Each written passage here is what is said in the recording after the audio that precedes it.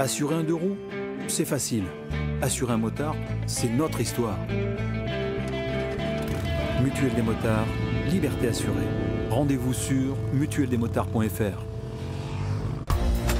Bonjour à tous, on est à Pont-de-Vaux dans l'Ain pour les Moraco Days. On est au siège de Moraco et on accueillera des pilotes locaux. Julien Tognuti, multiple champion de France des rallyes qui a participé au Tourist Trophy et qui participera au Dakar. Et on accueillera aussi Julien Enjolras, vainqueur de la Coupe du Monde d'endurance. On ne parlera pas que de compétition évidemment, mais aussi de balade moto avec les systèmes de communication entre motards. Ça va être très intéressant, venez avec moi.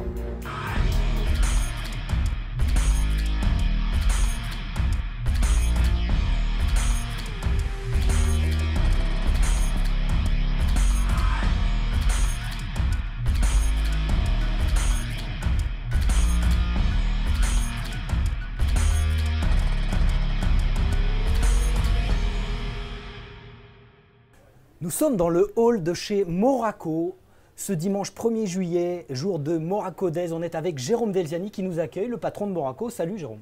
Salut David. On est aussi avec deux pilotes, Julien Tognuti qui est avec nous. Salut Julien. Bonjour David. Et Peter Polesso, merci d'être venu Peter. Bonjour David aussi.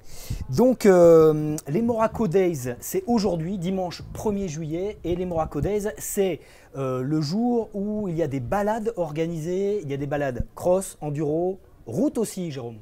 Oui absolument, 3e édition, donc c'est pour nous c'est un vrai temps fort.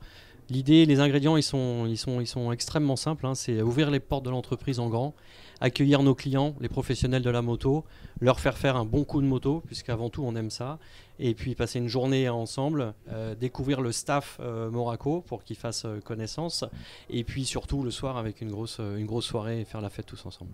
D'accord, alors les deux pilotes qui sont avec nous, Julien Tognuti et Peter Polesso, sont des pilotes multicartes, multifonctions, multidisciplines. C'est un peu, ça colle parfaitement au Moraco Days. Donc Julien Tognuti vient du rallye, tu as fait du circuit, tu as participé au Tourist Trophy, tu vas participer au Dakar, on en reparlera, c'est ça? Oui, tout à fait, du rallye routier, champion de France des rallyes routiers, circuit pas spécialement, champion un petit de peu France de 4 fois, champion de France 4 fois, champion de France des rallyes, oui.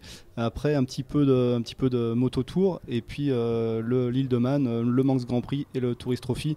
Avec cette année, je sors un petit peu de la case, on va dire route, pour aller sur la case tout terrain avec la proposition que le team de B Moraco m'a fait de partir faire le Dakar. Sur le Dakar. Donc on en reparlera tout à l'heure dans le débrief sport. Peter Polesso, toi aussi, tu es un pilote de vitesse, d'endurance, de tout terrain. Tu as fait le Touquet. Tu as quel profil? Tu te définis plus comme un pilote tout terrain ou un pilote vitesse? Non, à la base, j'ai toujours fait de la vitesse, j'adore la vitesse, mais bon, par la force des choses, on va dire, en petit budget, l'enduro, c'est un très bon moyen de s'exprimer. Donc c'est vrai que la vitesse restera toujours dans mon cœur, on va dire, et on continue, on essaye de participer toujours à des belles courses, on va faire encore le bol d'argent cette année, on va essayer de le gagner, on l'a gagné l'année dernière en 600, on a encore du potentiel et on a encore des belles années de moto, je pense, devant nous, de toute façon. Jérôme, Moraco, explique-nous Moraco. Vous bossez avec les professionnels, c'est ça? Vous vendez des pièces aux professionnels. Tu nous expliques le principe de la Moraco ou Moraco, comment on dit? On va dire Moraco. Le principe, il est simple. Effectivement, nous, on est dédié aux professionnels de la moto, motoscooter, deux roues motorisées en France. Notre métier, c'est de la distribution, c'est-à-dire qu'on s'approvisionne partout dans le monde auprès de fabricants, de manufacturiers.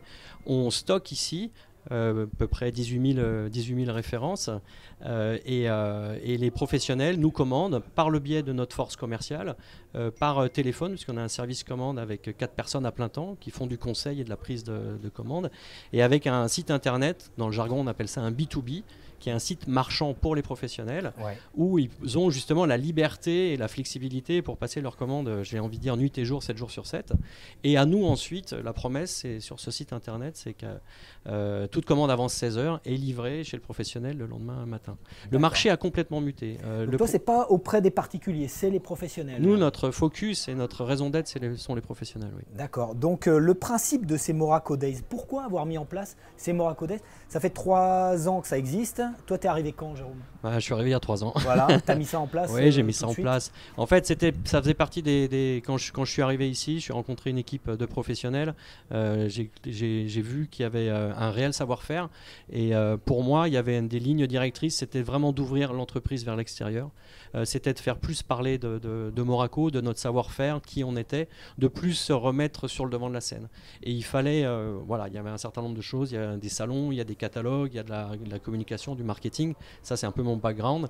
Et en même temps, je voulais vraiment une espèce un temps fort, une communion. Je voulais que ça serve à la fois pour mon équipe ici et pour les professionnels, que sur le temps d'une journée et une soirée, parce que c'est toujours important, qu'il y ait ce partage, cette convivialité, que les gens apprennent à se connaître, et qui, en fait, le message est très simple, c'est qu'on aime ce qu'on fait, on aime la moto et on veut le partager. Ça fait 40 ans, c'est ça, que Moraco existe? Un peu plus de 40 ans? Un peu plus de 40 ans, en fait, c'est toujours des histoires incroyables, l'entreprise. C'est les frères Mingret dont le nom est très connu dans le sport motorisé, qui ont grandi dans ce village de Pont-de-Vaux, donc on est toujours à la même adresse.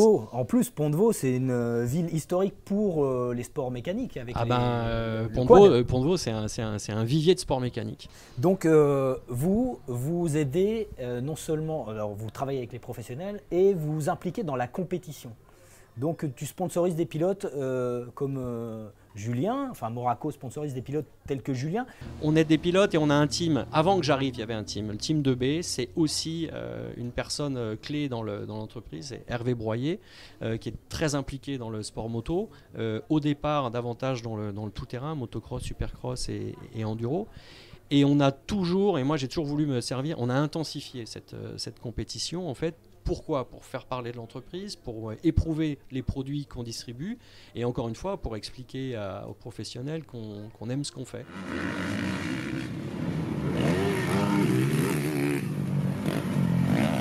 La passion moto, ça se passe aussi sur la route. On va regarder tout de suite l'essai de la 90 Racer par Johan Genouvrier. Avec sa technologie basse pression pour un patch de contact avec la piste plus grand, avec un nouveau mélange multigomme dérivé de la gamme KR, le Dunlop Sport Smart TT, route ou piste, plus besoin de choisir. La R90 Racer, c'est tout simplement la version caférisée du fameux modèle néo-rétro R90 de BMW. Le Racer à la base, c'est un type de moto qui est né dans les années 50. En Angleterre, les gars n'avaient pas beaucoup d'argent. Il n'y avait pas de moto sportive à l'époque. Qu'est-ce qu'ils faisaient? Ils prenaient les grosses motos, ils les dépouillaient, ils leur mettaient un petit demi-guidon bracelet, une petite bulle, une selle, généralement monoplace, et le tour était joué. Ils changeaient un peu la suspension et l'échappement, et l'idée c'était d'aller le plus vite possible avec une moto la plus légère possible. Alors quand on a dit aux ingénieurs de chez BMW, faites-nous un racer, rigueur allemande oblige, ils ont fait un vrai racer. Un vrai de vrai. La R90 Racer, c'est un demi-guidon bracelet très très bas, une bulle magnifique mais qui sert juste pour la déco, et un tout petit popotin démontable pour pouvoir passer en biplace. Alors je rappelle que la R90 Racer est homologuée pour 2 places. Il va falloir démonter la coque, installer une petite selle et les repose-pieds. Parce que d'origine, la R90 est livrée en version mono. Alors qu'est-ce qui change par rapport à la R90? Au niveau moteur, rien. On a toujours le bicylindre à plat, hérité des anciennes GS en version air-wheel. On a toujours les 110 chevaux, on a toujours un couple très intéressant, et ce dès 2000 tours minute, jusqu'à 5, 6, voire plus. C'est assez hallucinant au niveau pêche. On a une partie cycle qui change peu, avec un freinage toujours assuré par 2 disques et des étriers à 4 pistons, qui ne manquent pas de mordant, c'est peu de le dire, pour les avoir testés sur les petites routes du Luxembourg, où nous sommes aujourd'hui. Je peux vous dire que la Racer peut rivaliser avec n'importe quel néo-rétro du moment. On a aussi un ABS avant-arrière déconnectable, tout comme le système de traction déconnectable lui aussi, et peu intrusif quand on a eu l'occasion de tester la machine et de la repousser un peu dans ses retranchements. Côté suspension, on a toujours le même amortisseur à l'arrière, commun à toute la gamme 90, et à l'avant une fourche traditionnelle. On aurait préféré une fourche inversée, ça aurait permis d'avoir peut-être un peu plus de précision. À regarder, cette machine est magnifique. On rêvait que d'une chose, c'était de l'essayer. Les routes du Grand-Duché du Luxembourg sont assez variées. Une fois qu'on l'a essayé, il n'y a pas de demi-mesure. Ou on adore, ou on déteste. J'ai beau faire 1m88, quand je me suis mis sur cette magnifique petite selle à couture apparente, je me suis dit, celle-là, elle me fait rêver. Et quand j'ai tendu les bras pour me poser sur les demi-guidons, je me suis dit, celle-là va me faire pleurer. Alors bien sûr, c'est pas du tout une moto pensée pour faire de la ville et rester à la terrasse du café. C'est une moto qui est pensée pour attaquer les petites routes, les grandes courbes, peut-être un peu moins l'autoroute, mais vraiment une moto plaisir. Au quotidien, c'est pas l'idéal. Le confort n'est pas à la hauteur du reste des modèles de la gamme, bien sûr, Racer oblige. Après, sur les petites routes, franchement, c'est assez bluffant. Le poids est vraiment sur l'avant, donc il faut vraiment un temps d'adaptation. Mais une fois qu'on a pris le rythme, qu'on a compris comment fonctionnait la machine, ça devient un vrai plaisir. Elle enroule dans les courbes, elle tient le cap, car l'empattement est plus important que sur la 90 traditionnelle. Le réservoir est légèrement creusé. On a vraiment une position de racer. Niveau équipement, on a un double compteur avec plusieurs affichages qui permettent d'avoir le rapport engagé, d'avoir la température du moteur, température extérieure, horloge, trip, il ne manque plus qu'une jauge. Pour le reste, on aurait peut-être aimé un régulateur de vitesse, notre modèle étant équipé uniquement de poignées chauffantes. J'ai peine à croire que beaucoup de R90 Racer roulent l'hiver. Donc les amateurs de motos confortables pourront passer leur chemin ou se rabattre sur une R90 classique. Le freinage ne manque pas de mordant, la suspension est excellente, le châssis ne bouge pas d'un poil. En gros, c'est un véritable racer. Quand on regarde la R90 Racer, difficile de ne pas tomber amoureux. Elle a une ligne d'enfer qui rappelle exactement la ligne du concept de la R90. Signé Roland Sand, le fameux préparateur américain, qui était lui-même inspiré de la R90 classique qu'on appelait chez nous la R90. D'ailleurs, les coloris choisis pour ce modèle sont uniques et rappellent la R90 de l'époque. Voilà, Johan Genouvrier qui a essayé la 90 Racer, qui s'est fait une balade en direction du Luxembourg. Les balades, c'est aussi le principe des Moraco Days. Tu proposes à Julien d'accompagner des groupes, c'est ça? Oui, absolument, ça fait partie du programme. En plus, la région s'y prête. Il y a ils ont tracé des super balades. Alors, pour le coup, on va faire quand même 2 groupes. Donc il y a un groupe où ça sera peut-être un petit peu plus soutenu, qui sera emmené par JT1, Julien, et puis un groupe qui sera un petit peu plus pour découvrir les paysages, parce que sinon on risque d'en perdre un peu sur le chemin. D'accord, les groupes, combien de personnes Là, en fait, pour la 3e édition, on fait carton plein, donc c'est comme tous les événements, il faut les installer dans le temps et dans la durée, dans le lieu. Là, ils sont plus de 40 sur la route pour cette journée. D'accord, alors on va passer au top et au flop et on va reparler de balade. Suzuki France vous donne rendez-vous les 20 et 21 juillet au pôle mécanique d'Alès pour une plongée dans l'univers Suzuki. Des stars, du show, des essais, 2 jours de passion, de convivialité et de fête. Le Suzuki Festival, on compte sur vous. Les tops et les flops avec... Pour commencer, l'Alpe Aventure Moto Festival, on en parlait récemment, ce sera le 7, 8, 9 septembre avec un festival du film d'aventure, 12 roadbooks tracés dans les Alpes, un festival dédié aux motos de tourisme. C'est l'ami Christophe Pinon qui organise ça, donc vous parlez un peu, vous donnez des idées. Salutations au chef, bien sûr qu'on est en contact radio avec le chef parce que c'est quelqu'un qui est un personnage important dans l'univers de la moto. C'est très bien qui avec son alter ego Bonato, qui lance cet événement. Jean-Pierre Bonato, début septembre à Barcelone. Organisateur de l'événement. Absolument. Et il y avait quelque chose à faire sur le segment du trail et c'est une réussite et bravo à eux. Avec un festival dédié aux films d'aventure, donc c'est un peu original, c'est pas seulement des films mais des films de balades d'aventure, donc peut-être Julien... tu seras l'année prochaine dans le film d'aventure de l'Alpe Aventure Moto Festival. Autre top, MV Agusta innove avec sa Veloce 800 Lusso, dotée d'un système SCS, c'est le Smart Clutch System, un nouvel embrayage assisté. On peut le voir fonctionner avec un carter transparent d'ailleurs. 2 ans de mise au point pour les ingénieurs italiens. C'est un nouveau système d'embrayage. Tu en as entendu parler un peu de ce système. Vous développez des systèmes d'embrayage chez Moraco? Non, nous on n'est pas dans la... On est aujourd'hui ce qui s'appelle dans notre jargon l'aftermarket. Donc on est sur des produits, des articles qu'on distribue qui sont pas issus directement de la recherche, développement et de la première monte. Donc nous, c'est plutôt de la pièce, on appelle ça du consommable technique, la pièce de remplacement. Un autre top, on attend une nouvelle vidéo buzz 1 an après Luca Colombo qui a fait 5 km, qui a traversé le lac de Caume sur 5 km avec une moto de cross. Et puis 3 ans après Robbie Madison et son fameux surf à moto sur les vagues de Tahiti.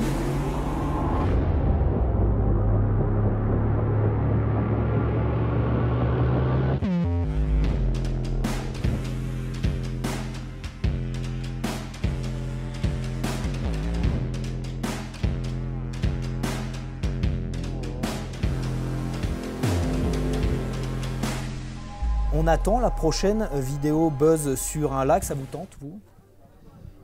Moi je laisse ça à Serge Nuc, puisque le premier que j'ai vu faire ça c'était Serge Nuc. Exactement. Voilà, donc après, et c'était il y a déjà quelques années, bien avant Robbie Madison, de mémoire en tout cas. Mais bon, je laisse ça à Serge parce qu'il est plus dingue que moi pour faire ce genre de choses. On l'accueillera, Serge, quand on viendra dans le sud-ouest, l'invitation est lancée. On passe au flop aujourd'hui, c'est les Moraco Days, mais aujourd'hui, 1er juillet, dimanche 1er juillet, c'est la mise en place des 80 km/h.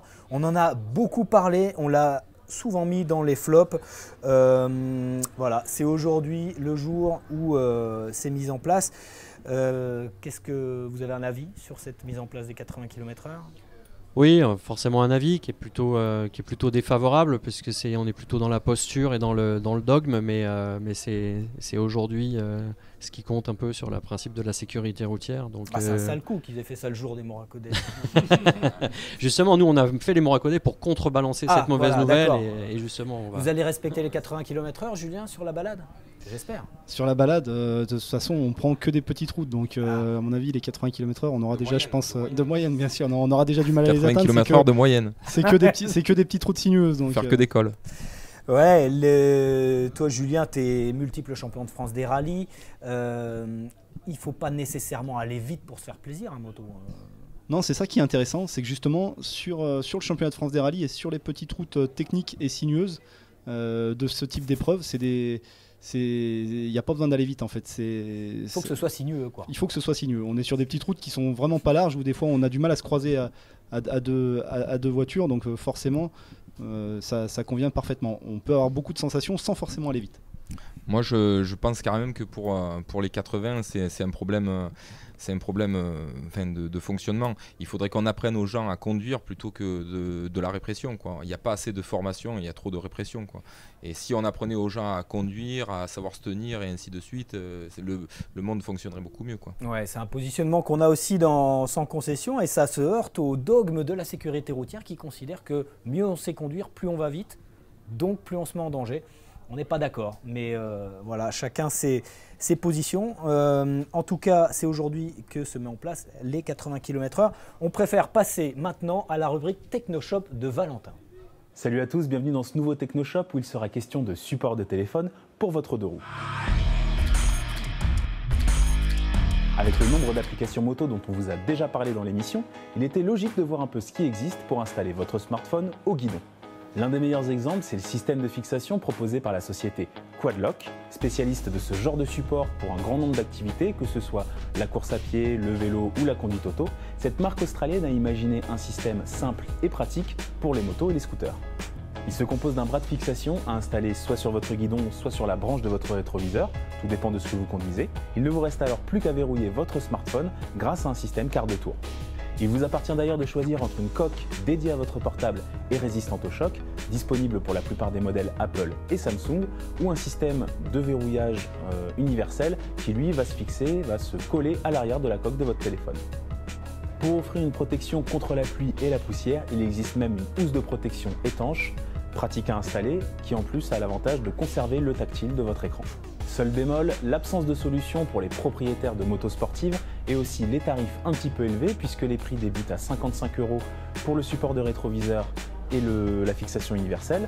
On grimpe ensuite à 80 € pour le bras de fixation et la coque dédiée. À cela, il faudra encore rajouter 25 € pour la protection étanche.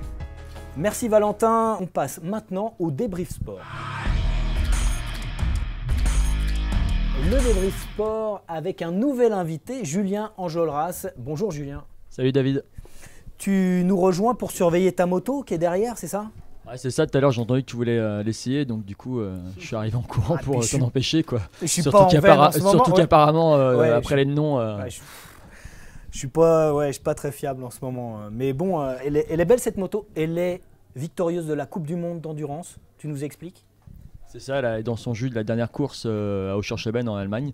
Dernière course où on termine 3ème de la catégorie Stock Sport et où on remporte surtout le titre auquel on courait depuis 3-4 saisons. Et surtout qu'on avait arrêté l'an dernier pour un petit point. Là on arrivait à la dernière manche avec 7 points d'avance. Et voilà, on a fait une belle course, on a su tenir le cap et aller chercher cette victoire au panache en montant sur le podium. Donc victorieux de la Coupe du Monde d'endurance. Donc l'année dernière vous étiez en lice, ça s'est joué en Slovaquie et vous auriez pu gagner, mais ça s'est joué à quelques points, c'est ça? On aurait pu gagner, on termine à un point, égalité avec nos amis de la Moto 1 de Pierre Chapuis. Malheureusement à la fin de mon premier relais, j'ai fait une petite chute de l'avant. Ouais. Voilà. C'est vrai que nous on était je crois 2e ou 3e, donc il fallait aller chercher quand même les autres concurrents. Donc voilà, j'ai commis une petite erreur en fin de relais. D'accord, alors voilà, le championnat, la Coupe du Monde Stock Sport, donc il y a le championnat du monde d'endurance et la Coupe du Monde Stock Sport, ça se dispute avec des machines issues de la série, donc le nombre de changements est limité. Qu'est-ce qu'on peut changer sur une machine stock et qu'est-ce qu'on peut ne pas changer? La grosse différence, c'est au niveau des fourches par rapport aux Superbikes. Les Superbikes ont changé entièrement les fourches. Nous, c'est les fourches vraiment d'origine. On a changé uniquement l'intérieur de fourche. On a changé l'amortisseur, le bras oscillant, le cadre reste strictement d'origine. Les boîtiers électroniques ont droit d'être changés, mais uniquement du kit constructeur. Voilà un petit peu les changements. Le moteur est vraiment d'origine, donc c'est vraiment une moto très très proche de la route. De ce qu'on peut trouver, de voilà, ce qu'on peut acheter commerce. Tout à fait. Dans le commerce. Tout à fait. Et même les changements de roues sont pas très rapides du coup. Non, c'est système d'origine. C'est pour ça que d'ailleurs on fait 4 relais avec le pneu avant et 2 relais avec le pneu arrière, contrairement au Superbike où ils font un relais un changement par relais. Voilà. D'accord, alors ça c'est la machine d'endurance. On a une autre machine de vitesse derrière toi Julien, derrière vous, les deux Julien d'ailleurs. C'est la tienne Julien, c'est ta moto du Tourist Trophy. Et ça, qu'est-ce qu'on change sur cette moto? Donc c'est une BMW S1000RR, on a une Kawasaki ZX-10R, ça fait rêver les motards sportifs. Qu'est-ce qu'on change? La bulle est énorme sur cette machine. Qu'est-ce qu'on change sur une moto comme ça? Oui, là, donc ça c'est la moto du Tourist Trophy, celle avec laquelle je viens de rouler cette année, donc une BMW S1000RR. En fait, on ne change pas grand-chose parce que c'est une moto qui, d'origine, pour ce type de course, pour le Tourist Trophy, va très très bien. Elle est très stable, elle est très maniable, elle n'est pas du tout nerveuse, donc elle convient très bien.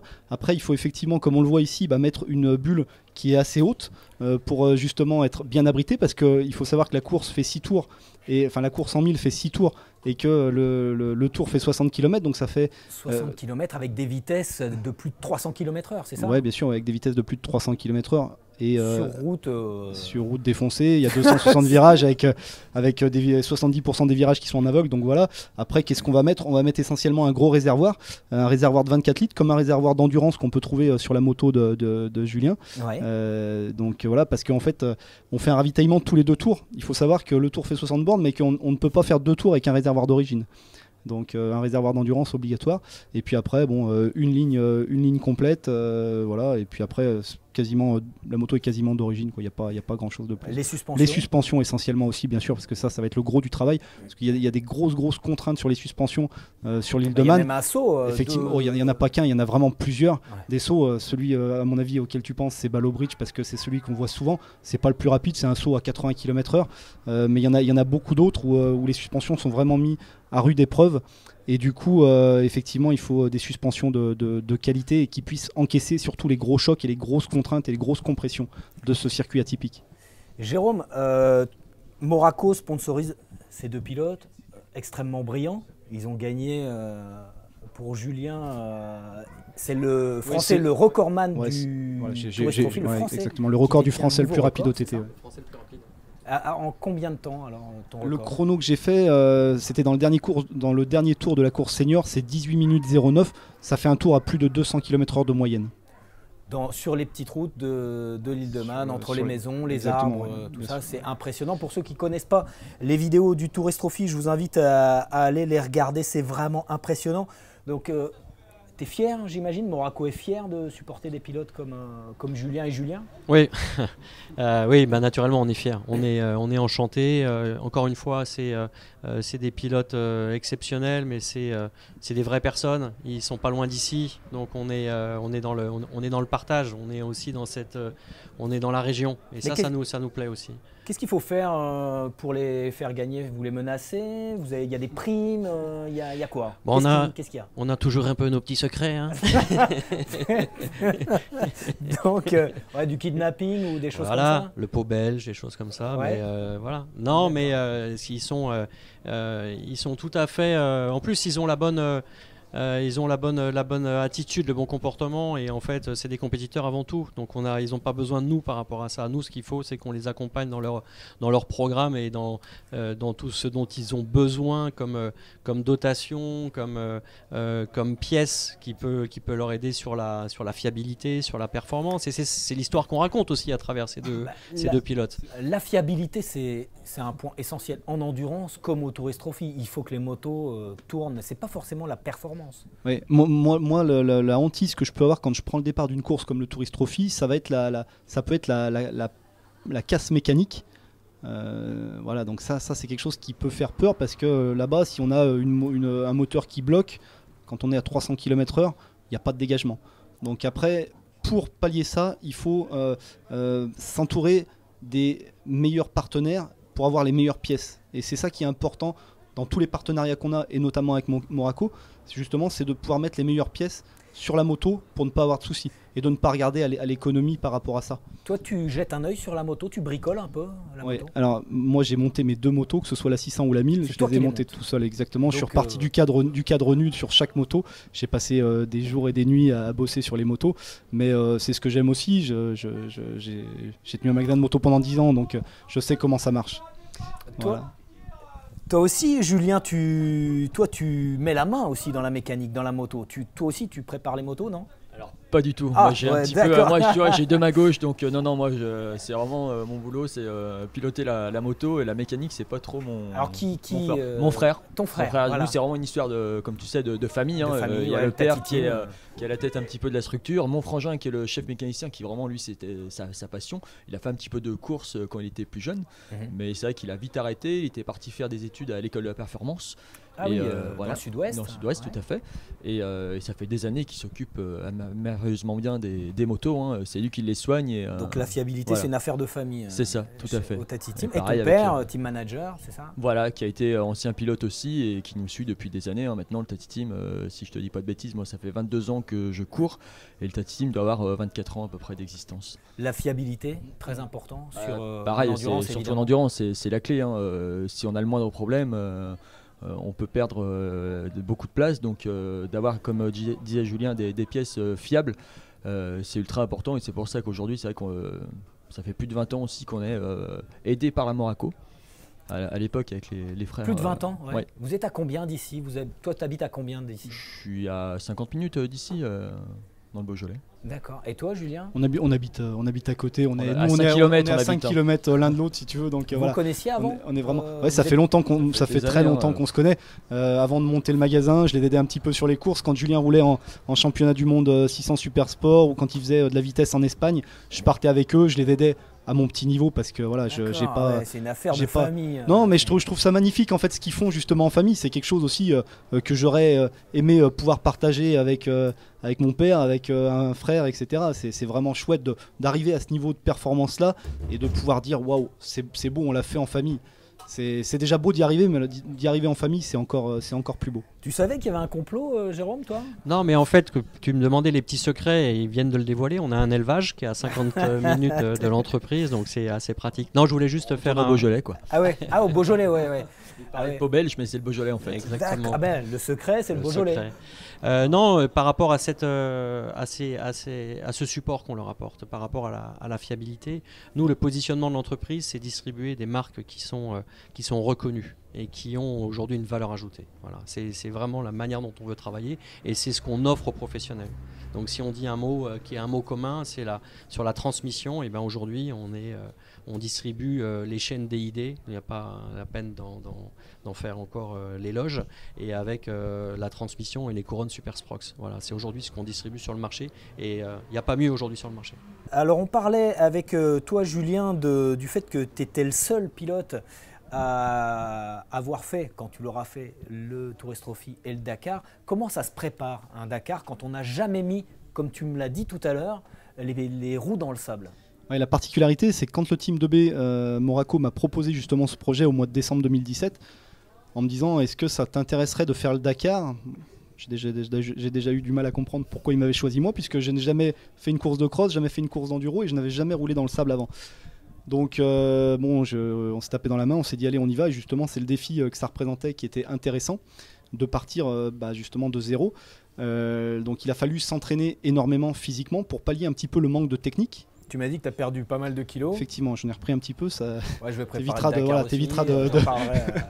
Mais non, mais voilà, j'ai perdu effectivement 6 kilos et du coup je suis arrivé au Merzouga Rally, puisque en fait pour participer au Dakar, il faut terminer une course qui s'appelle le Merzouga Rally. Un peu comme sur l'île de Man, il fallait participer au Manx Titi. C'est la même chose. Pour pouvoir participer au Tourist Trophy. Il faut en fait, quand on va faire le Tourist Trophy, il faut terminer une course qui s'appelle le Manx GP et qui permet en fait de pouvoir se qualifier. Le Manx GP, c'est l'antichambre du Tourist Trophy, c'est sur le même circuit, les mêmes virages, tout est identique. La seule différence, c'est qu'on est obligé de rouler en 600 et pas en 1000. Et donc là, il faut arriver à faire un chrono de référence pour se qualifier. Et le mal aussi. On peut, voilà, il faut faire attention. Mais donc moi, c'est ce qui s'était passé. J'ai roulé 2 ans au Manx GP avec le chrono de référence et ensuite j'ai été pris pour le Tourist Trophy. Le Dakar, c'est pareil. Le Dakar, c'est la même chose. Il faut terminer une course du Dakar Series. Donc là, en l'occurrence, nous, on a fait une course qui s'appelle le Merzouga au Maroc. Il n'y a pas de notion de résultat sur ce Merzouga. Il faut juste arriver à terminer l'épreuve. Moi, en n'ayant jamais mis les roues dans le sable, je ne savais pas à quoi m'attendre. Je ne savais même pas si j'allais réussir à terminer cette épreuve-là, puisque je suis arrivé sans avoir jamais mis les roues dans le sable. Et bon, je m'étais bien entraîné physiquement pour pallier le manque de technique. Ça l'a fait. Je suis arrivé au bout du Merzouga. En étant plutôt frais en arrivant. Donc maintenant il va falloir s'entraîner 2 fois plus pour le Dakar, parce que là c'était vraiment l'entrée, on va dire, et le Dakar ce sera une autre paire de manches. Sur quelle moto? Alors la moto c'est une KTM 450 Rally Raid. Donc une moto vraiment dédiée pour ça, avec des gros réservoirs. Tu changes de marque, tu as une BMW au Tourist Trophy, tu avais une Aprilia en rallye, tu as gagné 2 manches du championnat de France. Alors c'est vrai que c'est assez éclectique, parce que du coup en fait en championnat de France des rallyes, j'ai une Aprilia Tuono 1100 V4. Voilà, après je saute sur la moto du Merzouga, c'est une KTM 450 Rally Raid. Pour le Tourist Trophy en 600, j'ai une R6 et une BMW S1000RR pour la 1000 cm3. C'est vrai que c'est assez sympa d'avoir la chance aujourd'hui de pouvoir monter à chaque fois sur des motos différentes et de pouvoir être performant sur certaines courses comme le Tourist Trophy. D'accord, Julien, toi, le Tourist Trophy, le Dakar, non, toi, tu restes focus sur l'endurance? Tourist Trophy, honnêtement, non, jamais. C'est une super course, hein. J'adore regarder les vidéos, tout ça, mais c'est vrai que c'est pas du tout ma discipline. Et j'ai jamais fait quasi de route. Je m'y mets depuis peu. Hein. Tu m'as vu arriver tout à l'heure en moto. Ouais, je t'ai vu arriver en Harley tout à l'heure. C'est ça, ouais. Au moins, je suis sûr de pas rouler très vite. Et de respecter la limitation qui est pensée à 80, voilà. Depuis aujourd'hui, tu roules en Harley. C'est ça. D'accord. Ouais, c'est une très belle course, hein, mais c'est pas du tout une course que j'envisagerais pour le futur. Par contre, le Dakar, c'est toujours une course qui m'a passionné et pourquoi pas, mais ça demande énormément de travail avant d'arriver à cette course. Donc Julien, tu roules en Harley pour préserver ton permis. Il y a besoin du permis pour faire le championnat du monde d'endurance?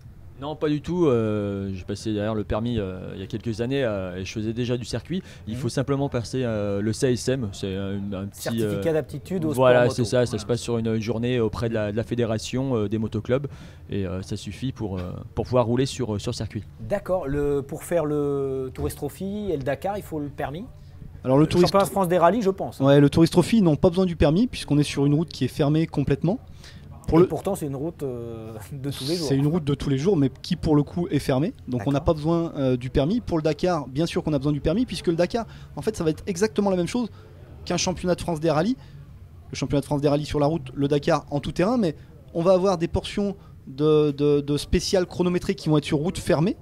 Et après, on va emprunter des routes ouvertes à la circulation. Ça va être des liaisons pour aller à la prochaine spéciale. Donc là, forcément, sur route ouverte, il faut le permis, que ce soit pour le championnat de France des rallyes ou pour le Dakar. On passe maintenant au débat. Quel système de communication pour les motards? Quel système de communication pour les motards? On va en parler avec Jérôme Delziani, le patron de Moraco. Vous distribuez Sena, qui sont un système d'intercom. Tu peux nous expliquer le principe de ce système? Oui, en fait, c'est assez facile. C'est vraiment des moyens de communication au sens large. Finalement, c'est un besoin qui est en train de s'accélérer avec le smartphone. Donc c'est aussi simple que ça, c'est pour ça que c'est en train de se démocratiser et qu'on en voit de plus en plus. C'est un système qui permet de recevoir ou d'émettre des appels, des conversations téléphoniques, qui permet d'écouter de la musique, qui permet d'écouter aussi des instructions sur ton GPS et qui aujourd'hui, et ça se répand encore plus, qui permet de communiquer en groupe de motards. D'accord. Est-ce que vous allez utiliser ce système pour la balade que vous organisez au Moraco Days par exemple? Alors, on ne l'a pas, parce que comme j'ai expliqué, on a eu pas mal de succès sur la balade route, donc on a beaucoup de participants et on n'en a pas la possibilité, mais puisqu'on est plus de 40 personnes. Mais aujourd'hui, ils ont vraiment travaillé sur cette technologie avec le Bluetooth notamment, et on peut, sur des groupes de 8 ou 10 participants, et on a une portée qui augmente avec la technologie. C'est quoi la portée à peu près? C'est à peu près 1 km.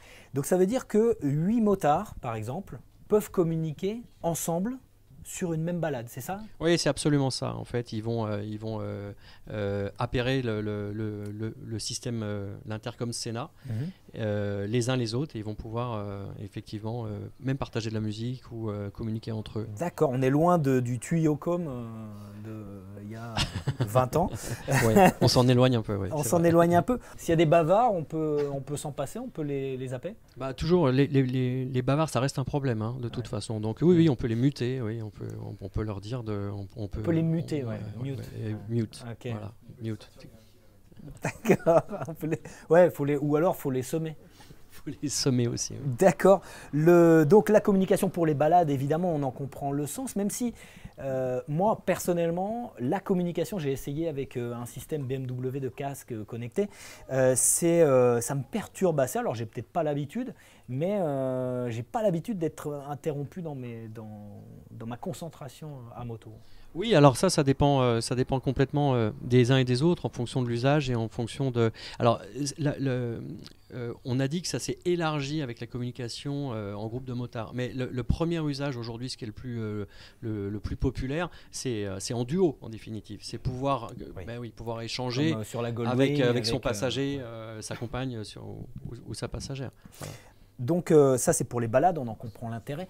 Pour la compétition, Julien, la communication entre le pilote qui est sur la piste et le stand pourrait être plus importante avec un système comme en Formule 1, comme en automobile, un système de communication. T'en penses quoi? Est-ce que ce serait bien ou pas? Je sais que ça a été étudié par la FIM. Ça a été étudié, je ne sais pas où ça en est aujourd'hui, mais en tout cas aujourd'hui nous on communique uniquement via le panneau, donc uniquement quand on passe au niveau des stands. Après, recevoir un message en plein virage ou autre, je pense pas que ça soit hyper judicieux. Je pense peut-être à certaines zones mais le circuit dans la ligne droite. Ouais, en Formule 1, ouais, possible. Après, pour ma part, ouais, j'en vois pas après peut-être la nécessité tout de suite. Et après, avoir quand même que la réaction qu'on pourrait avoir sur la moto en recevant un message mais par exemple, du manager. Une information d'un danger potentiel, par exemple aux 24 heures du Mans, information de la direction de course, attention, accident au virage du musée, est-ce que ça serait pas mal ça? On a quand même aujourd'hui des commissaires, il y a des panneaux lumineux maintenant qui nous signalent tout ça. Donc voilà, je pense pas, après à voir. D'accord. Le système de communication avec les stands, c'est à l'ancienne avec des panneaux. Donc, plus les panneaux maintenant qui se mettent, maintenant les panneaux lumineux avec l'ordinateur directement des stands. Par contre, moi j'utilise leur système depuis 4-5 ans parce que j'ai une société de loisirs motorsport où j'effectue des randonnées quad dans le Beaujolais et j'ai ce système pour pouvoir communiquer avec la personne qui ferme. Un système d'intercom. Voilà, le système. Des randos quad. Tu organises des randonnées. C'est ça, tout à fait. Et on s'en sert énormément pour soit recevoir les appels ou pouvoir communiquer avec la personne qui ferme les randos. Vous êtes obligé quand vous habitez vers Pont-de-Vaux de rouler en quad ou on vous oblige? Pas du tout, c'est juste pour le boulot, c'est tout. tout. D'accord. Julien, le Tourist Trophy, quel est le système de communication entre les pilotes parce que là, il y a du danger aussi. C'est comme le disait Julien, en fait, sur un tracé de 60 km, il n'y a pas de système de communication directement dans l'oreille. Ça va être uniquement des drapeaux pour signaler un danger. Exactement comme sur un circuit, un drapeau jaune pour un danger, un drapeau rouge quand on arrête la course, quand vraiment il y a quelque chose de très très sérieux. Un drapeau qui va être jaune et rouge pour signaler une trace d'huile. Enfin voilà. D'accord. Alors les systèmes de communication se développent. Valentin nous a montré un système de communication. Maintenant, les casques avec vision tête haute. Qu'est-ce que tu penses de l'évolution de tous ces systèmes de communication? Est-ce que ça ne va pas un peu perturber les motards à un moment donné, Jérôme? Je pense que c'est le choix de chacun, et ce que j'expliquais en préambule, c'est que c'est le smartphone en fait qui accélère ce mouvement. Et en fait, il y a une espèce d'addiction au smartphone avec davantage d'applications, et tout le monde veut davantage d'informations. Donc l'affichage tête haute, le principe de l'intercom, et la marque qu'on distribue aujourd'hui avec Sena, ils sont déjà sur le casque. Parce que ce qu'on a oublié de dire, c'est que les personnes, elles veulent un intercom, mais elles veulent plus que ça soit visible. Donc en fait, l'intercom, il s'intègre dans le casque pour des raisons d'esthétique, de design, et puis pas avoir non plus de sifflement par rapport à quand on roule. Et du coup, maintenant, ils ont leur propre gamme de casques. Donc on est sur des sociétés qui sont finalement des sociétés high-tech avec un réel développement, recherche et développement, et avec toujours une recherche de nouvelles applications, nouveautés. Donc finalement, c'est un peu à la croisée des chemins. C'est des marques comme Sena qui vont créer la demande en définitive, et qui sont en parallèle avec un usage qui est piloté par le smartphone. Un usage aussi utilisé par les youtubeurs qui sont nombreux à commenter leur balade, à commenter leur périple à moto. Qu'est-ce que vous pensez de cette mode des youtubeurs? Vous regardez des vidéos de youtubeurs ou c'est pour les jeunes? Personnellement, jamais. Non, tu regardes. Non, c'est vrai que c'est une autre façon de faire de la moto. Ils ont une communauté qui est énorme. C'est une façon de pouvoir découvrir la moto différemment pour les plus jeunes aussi, parce qu'aujourd'hui les plus jeunes en fait ils sont sur les réseaux sociaux, ils sont sur YouTube, sur tous ces médias là, et ça va leur permettre aussi aujourd'hui de découvrir cette moto qu'on a du mal sur laquelle on a du mal à accéder, parce qu'aujourd'hui les jeunes ils ont de plus en plus de mal à se tourner vers les 50 cm3 puisqu'ils sont souvent sur le téléphone. Ils n'ont plus forcément besoin de prendre une mobilette pour aller voir leurs copains. Voilà, aujourd'hui on est tous connectés via son téléphone, donc c'est bien, ça leur permet, je pense, d'accéder à cette moto et de pouvoir découvrir et rêver à travers ça pourquoi pas un jour franchir la porte d'une concession et puis aller acheter une moto. Julien, vous voyez en train de commenter vos courses, là j'entre dans le virage, est-ce que ça serait possible? Moi, à titre personnel, justement, c'est intéressant que tu me poses cette question, parce que je l'ai fait l'année dernière. J'ai eu la chance de rouler sur le championnat de France des rallyes avec une personne qui s'appelle François Speck. On a roulé en duo. Donc oui. François, c'est quelqu'un qui est aveugle. Effectivement, on avait un système de communication justement sur cette course-là en particulier, pour la simple et bonne raison que François, il ne voit pas les virages forcément, et il fallait que je lui annonce tous les virages dans la spéciale. Donc sur une spéciale. Qui conduisait ? Non, c'est moi qui conduisais quand même. Non, je conduisais, si tu veux. Lui était derrière moi en tant que passager, et c'était une première, puisque jamais un pilote, un passager aveugle était monté derrière quelqu'un en compétition moto. Donc là, c'était vraiment une première, et c'était plutôt sympa. Et pour moi, c'était un vrai échange. Et il fallait justement lui annoncer tous les freinages et tous les virages. Donc 2 à 3 secondes avant le freinage, je lui annonçais frein, droite léger, droite fort, accel, et ça nous a permis justement de pouvoir parcourir l'étape de jour et l'étape de nuit dans de très bonnes conditions. Et de mémoire, je ne veux pas dire de bêtises, mais je crois même qu'on a fait une 9e place, il me semble, sur une spéciale de nuit, sur la dernière spéciale où je lui ai dit à un moment, bon allez, je lui ai tapé sur la jambe et je lui ai dit accroche-toi, là on va arrêter de tricoter et on va en mettre un peu. Donc voilà, c'était vraiment sympa, ça reste un très très bon souvenir d'avoir pu partager ça avec lui, parce que c'est quelqu'un qui m'aide depuis de nombreuses années en championnat de France des rallyes, c'est le fabricant d'amortisseurs EMC, François Speck, et voilà, donc c'était une belle aventure. D'accord, alors on va conclure l'émission sur cette belle aventure. Merci Julien de nous avoir rejoints. Merci à toi. Voilà, et merci Jérôme de nous avoir accueillis. Maintenant, on va aller voir ce qui se passe du côté du terrain de cross où démarrent toutes les activités des Moraco Days. Merci pour ta venue David, et oui, les festivités vont commencer, on va faire un bon coup de moto. Merci beaucoup. Nous on se retrouve la semaine prochaine pour un nouvel épisode de Sans Concession. N'oubliez pas de commenter, de partager, de liker notre émission et notre page sur Facebook et sur YouTube. À la semaine prochaine, salut à